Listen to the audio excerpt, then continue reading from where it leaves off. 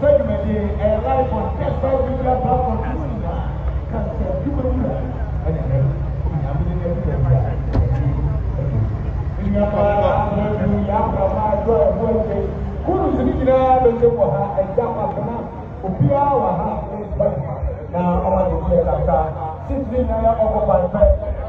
Officials and the beginner successful year with Panbo, as I say, Bishop Yahoo Swanson, on our weekend, now the empire at the right time. This is the idea. They hand you over to the Black Lace Band. Thank you.